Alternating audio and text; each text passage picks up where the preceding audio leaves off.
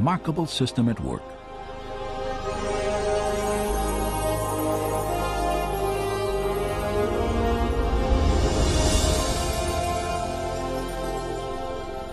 After entering the heart of the cell, we see the tightly wound strands of DNA, storehouses for the instructions necessary to build every protein in an organism.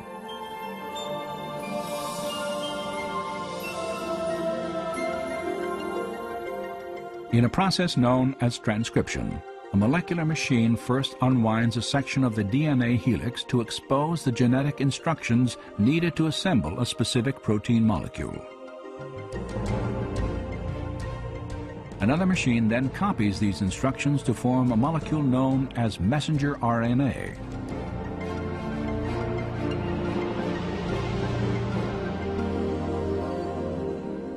When transcription is complete, the slender RNA strand carries the genetic information through the nuclear pore complex, the gatekeeper for traffic in and out of the cell nucleus.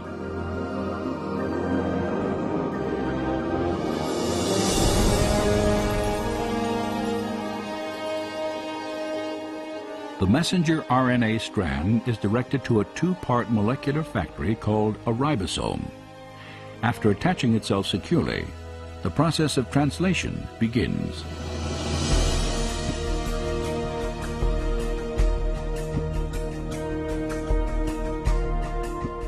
Inside the ribosome, a molecular assembly line builds a specifically sequenced chain of amino acids. These amino acids are transported from other parts of the cell and then linked into chains often hundreds of units long. Their sequential arrangement determines the type of protein manufactured.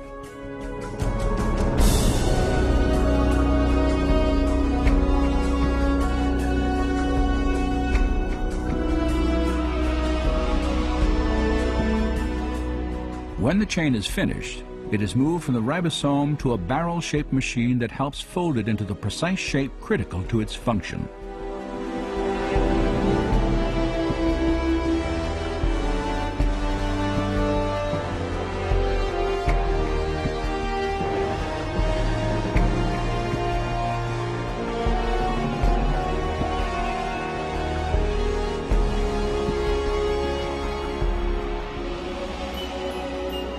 After the chain is folded into a protein, it is then released and shepherded by another molecular machine to the exact location where it is needed. This is absolutely mind-boggling to perceive at this scale of size such a finely tuned apparatus, a device that bears the marks of intelligent design and manufacture. And we have the details of an immensely complex molecular realm of genetic information processing. And it's exactly this new realm of molecular genetics where we see the most compelling evidence of design on the Earth.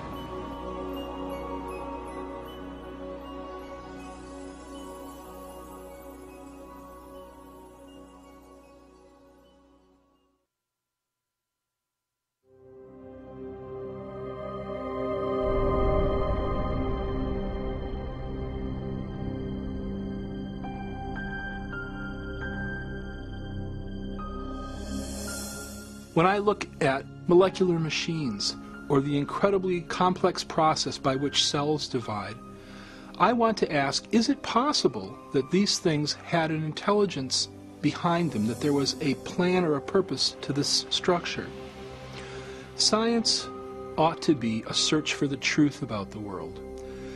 Now, we shouldn't prejudge what might be true. We shouldn't say, I don't like that explanation, so I'm going to put it to one side. Rather, when we come to a puzzle in nature, we ought to bring to that puzzle every possible cause that might explain it. One of the problems I have with evolutionary theory is it artificially rules out a kind of cause even before the evidence has a chance to speak. And the cause that's ruled out is intelligence.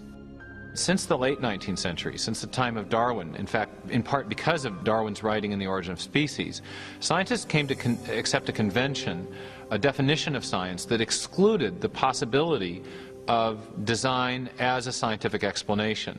And that convention has a name. It's called methodological naturalism. And it just means that if you're going to be scientific, you must limit yourself to explanations that invoke only natural causes. You can't invoke intelligence as a cause. And yet, curiously, we make inferences to intelligence all the time. It's part of our ordinary reasoning to recognize the effects of intelligence. Consider, for example, these hieroglyphic messages carved upon the ruins of Egyptian monuments. No one would attribute the shapes and arrangements of these symbols to natural causes like sandstorms or erosion. Instead, we recognize them as the work of ancient scribes, intelligent human agents. Similar reasoning leads us to conclude that the mysterious stone figures on the shores of Easter Island were not formed by the actions of wind and water over great periods of time. Nor do we presume that plants could grow into these familiar shapes without some manner of intelligent guidance. Of course, we make these inferences all the time, and we know they're correct. But the question is, on what basis do we make these inferences? What are the features that enable us to recognize intelligence? Recently, in a book titled The Design Inference, mathematician William Dembski has made an important breakthrough in understanding design reasoning. Dembski has identified the specific features of artifacts that cause us to recognize prior intelligent activity.